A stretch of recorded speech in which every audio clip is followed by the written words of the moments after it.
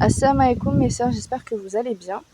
Je voulais vous retrouver pour vous faire une petite vidéo pour un sujet qui est primordial chez nous, qui est le voile. C'est vrai que moi je suis très peu sur les réseaux sociaux, j'ai pas TikTok, j'ai pas Twitter, j'ai pas Snapchat, j'ai un Instagram que j'utilise très peu et un Facebook que je vous ai mentionné en fait et pour lequel je vous ai dit que je l'utilisais uniquement parce qu'il y avait des groupes de sœurs des fois qui se débarrassaient de livres et comme vous savez la grande lectrice que je suis, je chope toutes les opportunités. Euh, et en fait, c'est vrai que le peu de fois où j'utilise, donc c'est surtout sur Instagram, je vois beaucoup de sœurs en fait qui font des vidéos en ce moment et qui parlent en fait de la fitna qui est le port du voile. Enfin, je voulais dire pas de la fitna qui est le port du voile, mais de toutes les fitnas qu'on peut avoir, qui peuvent se rajouter à notre quotidien quand on porte le voile. Alhamdoulilah, dès qu'on fait quelque chose de bien, de toute façon, on sera attaqué par notre ennemi déclaré pour le retirer et pour faire des choses néfastes.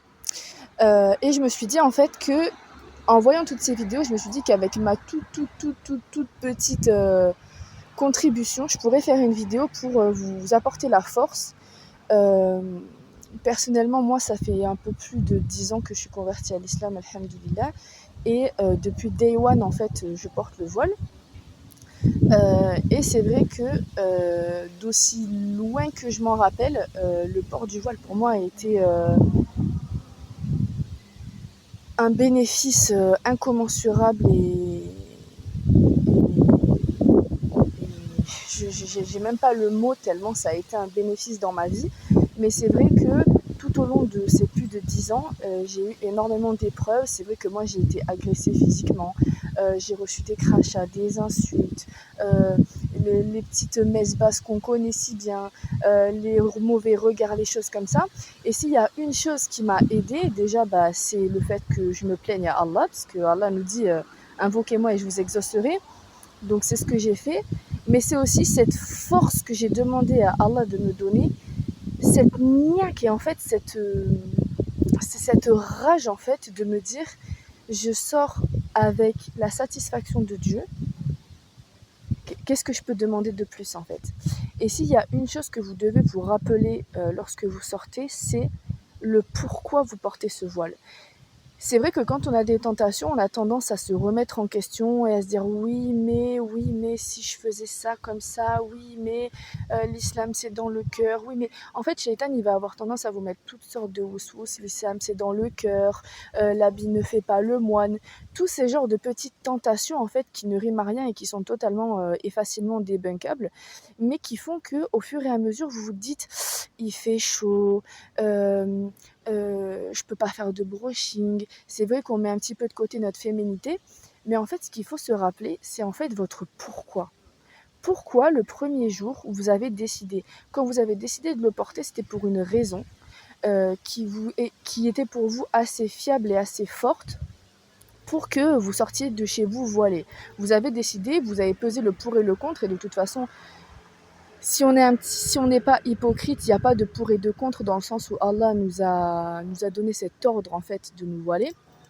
Mais si vous avez décidé de vous voiler, c'est parce que vous avez appris, vous avez lu le Coran, vous avez eu des rappels, ou vous avez même eu un rappel dans votre vie, peut-être une mort, peut-être un décès. Il y a énormément de choses dans votre vie qui ont pu faire que vous soyez sorti voilé ce jour-là. Et en fait, ce pourquoi, il faut que vous le gardiez en tête. Bon, le pourquoi numéro un, évidemment, c'est qu'Allah nous a donné cette obligation. Donc ça, c'est le rapport numéro un. Mais première chose, je voulais vous dire, il y a énormément de choses à faire pour rester fixe sur ce voile. Déjà, première chose, Allah nous a obligés à le mettre. On a le Coran, on a les sunnas, on a le suivi des femmes des prophètes. Voilà. Donc, première chose, quand vous avez des tentations sur le voile, première chose, la prosternation. Vous vous demandez à Allah, vous vous plaignez, vous lui demandez, vous le suppliez, vous faites des doigts, des invocations. Voilà. Déjà, il n'y a que lui qui peut vous aider. Même moi, par ma vidéo, c'est Allah bi'inni, c'est bi'inni et fisabilillah que je fais cette vidéo pour vous donner cette force parce que même moi, je suis touchée et on sera touché jusqu'à la fin de notre vie par ces tentations.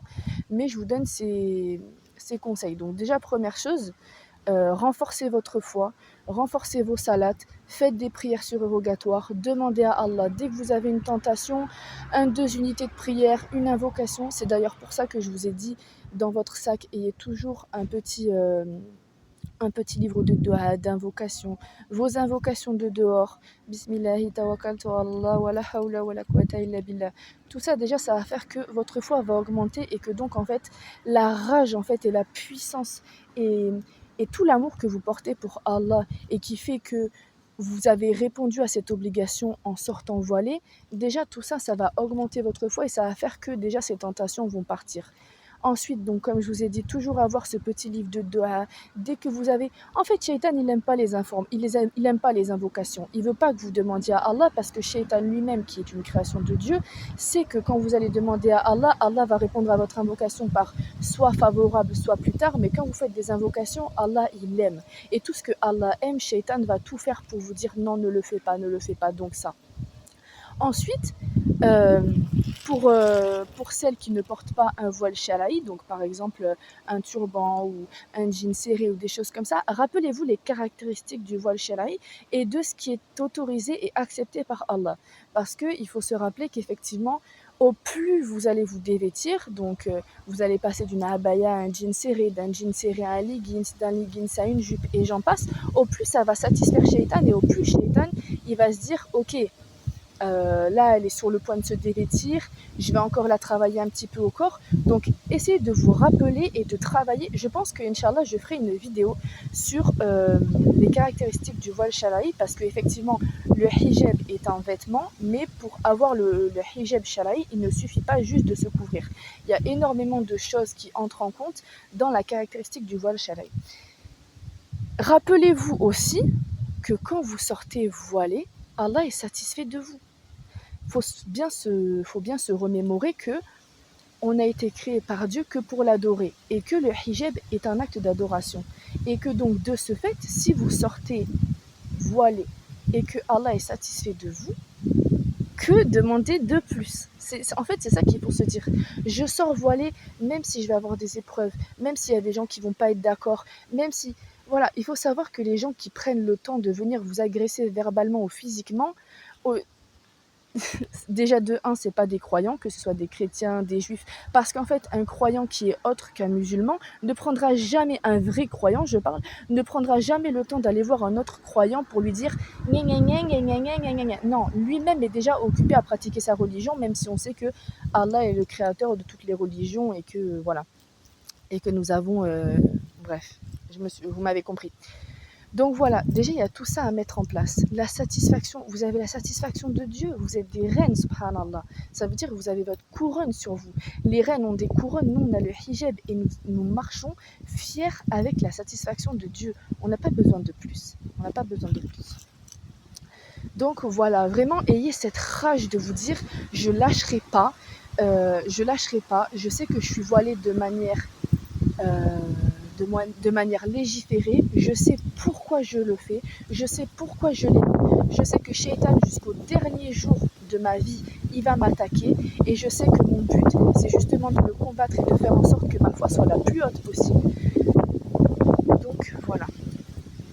Donc je pense que je ferai, si vous voulez que je vous fasse une vidéo sur les caractéristiques du hijab avec tout ce qu'il y a à prendre en compte, ça sera avec un grand plaisir. Rappelez-vous que la vie ici-bas est éphémère, qu'elle est comme un homme qui se couche sous un arbre, sous l'ombre d'un arbre et qui se relève et qui part, et que en fait la vie éternelle c'est pas ici. La vie éternelle c'est pas ici. Ici c'est juste un contrôle. Est-ce que tu auras la meilleure note devant Allah? Est-ce que tu auras fait tous les actes possibles et inimaginables au mieux de tes efforts et au mieux de tes capacités pour satisfaire Allah? Et que voilà, tout simplement.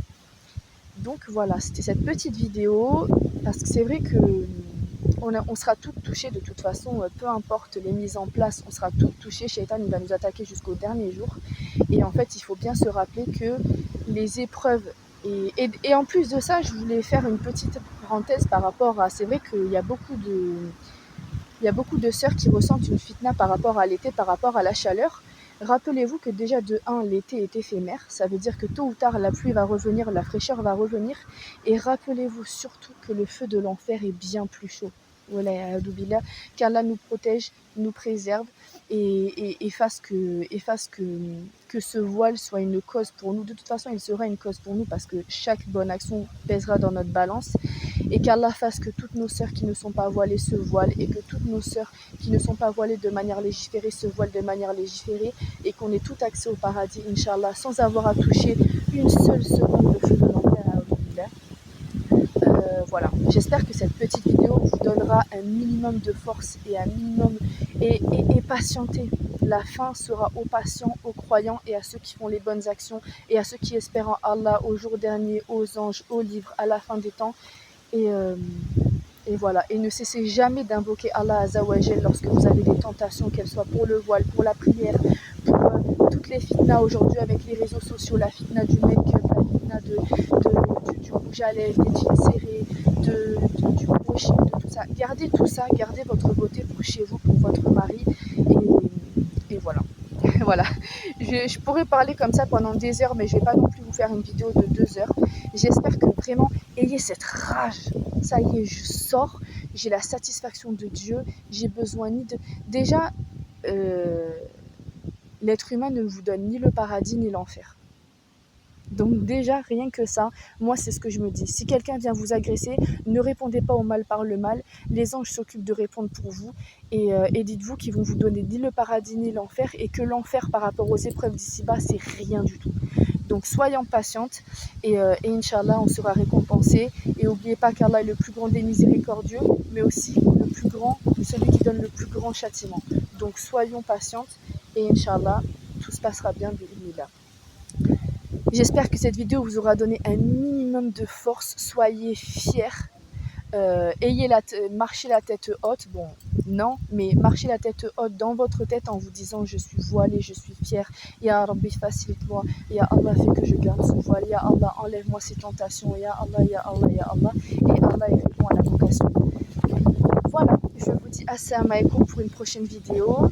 Et s'il y a d'autres sujets que vous voulez que j'aborde, c'est avec un grand plaisir que je regarderai vos commentaires. Et je vous dis donc à une prochaine vidéo. Assalamu alaikum.